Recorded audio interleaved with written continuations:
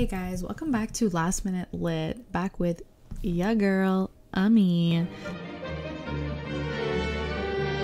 Today we're going to be talking about maybe the most boring book ever, Paradise Lost by John Milton, published in 1667, which is ironically one of the years of a pandemic. So, relatable. Today in this video, I'm only going to be talking about book one. I will be having different videos on each book. Each book is very dense and I think it deserves a proper video in order for everyone to fully understand what is Sir John Milton actually, telling us. So let's get into it. So the book opens up with a spoiler alert. Milton or maybe the speaker basically spoils the ending for us. But let's be real, it's not really an original story, it's just the Bible.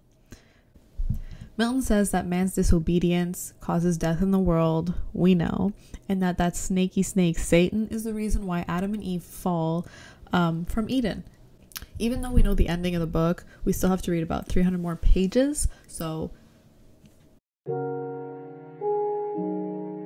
the narrator first calls on a muse, but it's not a regular Greek muse. It's actually the Holy Spirit to give him knowledge on everything that has happened or is going to happen. So we first start the story in media res, which means in the middle of the action. And we see that Satan wakes up in this new area. It's very dark and fiery. And we know that this place is really dark.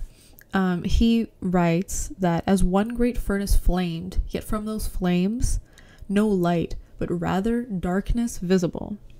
So it's like a shadow within a shadow.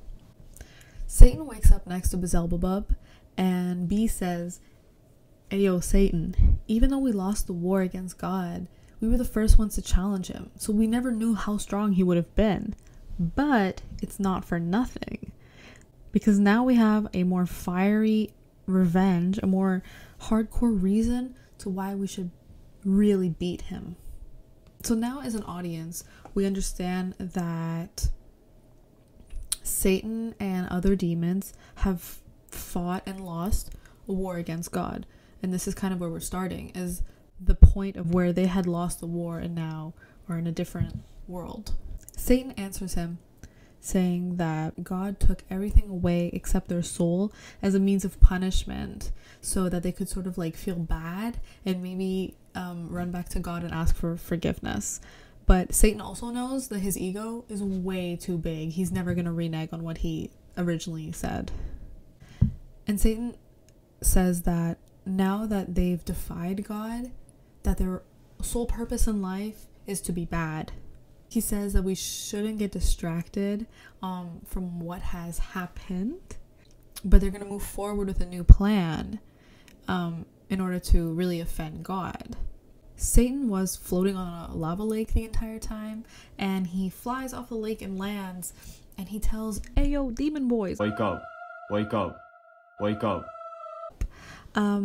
He does a speech of like, where we're living is not bad at all. It's all about perspective, dude.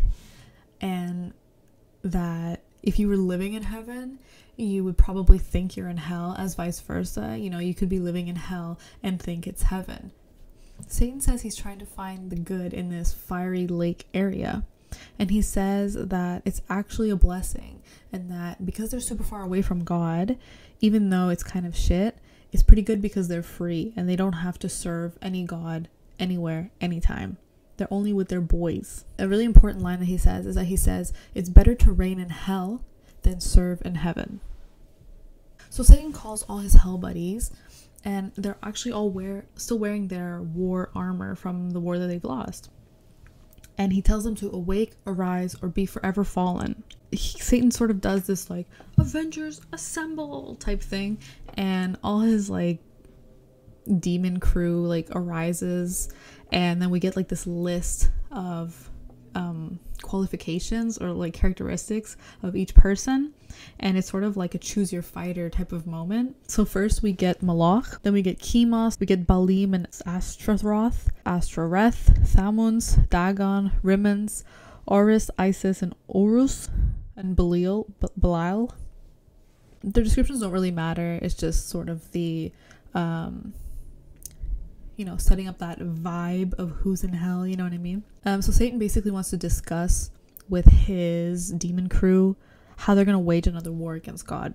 And then we get this like weird side clip afterwards of like these demons digging and forging, and they find like gold and ore in the land, and then they build this like temple, and they call it Pandemonium, and it's sort of the capital of hell now. Satan decides to call a council inside this newly built temple called Pandemonium. The council is going to basically start the discussion of how should we, take our revenge against God. And then the book ends with Satan and his boys beginning their council session in Pandemonium. Just a side note, Milton wants us to make sure that this is 100% believable, okay? This is facts for real. And he continues to explain while they're doing this like council stuff that demons are able to shapeshift and that they can become really, really big or really, really small. So then they became like really small to fit in this temple. But some interesting points to point out is that Satan's Avenger Assemble team kind of contrasts Homer's Iliad with the descriptions of great warrior and their accomplishments. So it's sort of like a parallel or a satire in that sense.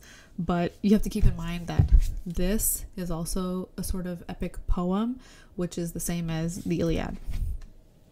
Another thing is, in this specific book, book 1, the light and dark relationship, there's a lot of how dark is dark and what does it mean for light in that sense. Another point to mention is that the big small relationship. So Satan is really huge in the beginning with this fallen armor and like floating on the fiery lake, and then when Pandemonium is built and they go to council, he becomes very, very tiny. So that's something also to notice. And so this is the end for book 1. I hope this video helped you in some capacity, either be it to help you write your essay or to just general understanding of the book. If you want to continue my series on Paradise Lost, go over to book 2. Otherwise, leave a like on the video, leave a comment. I read every single comment. I love reading your criticism or your praise, obviously. And don't forget to subscribe. It helps me out. Thanks. Bye.